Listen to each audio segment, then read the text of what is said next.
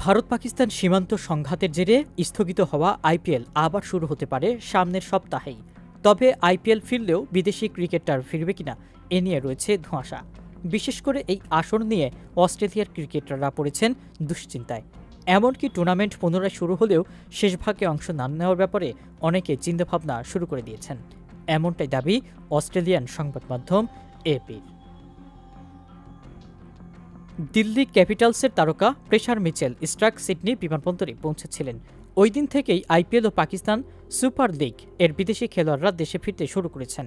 দুই দেশের মধ্যে টানটান উত্তেজনা ও কাশ্মীরে বিস্ফোরণের ঘটনার পর বাতিল করা হয় একাধিক ম্যাচ। ধর্মশালায় বৃহস্পতিবারের ম্যাচ চলাকালীন বোমা হামলার সতর্কতায় খেলা বন্ধ হয়ে যায় 10 ওভার পরেই। দর্শকদের বের করে দেওয়া হয় মাঠ থেকে।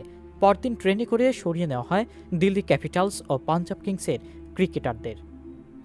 এই অভিজ্ঞতায় ভীত অনেক অস্ট্রেলিয়ান খেলোয়াড়। আইপিএল আবার শুরু হলেও সব অজি তারকা যে ফিরে যাবেন এমনটা নিশ্চিত নয়।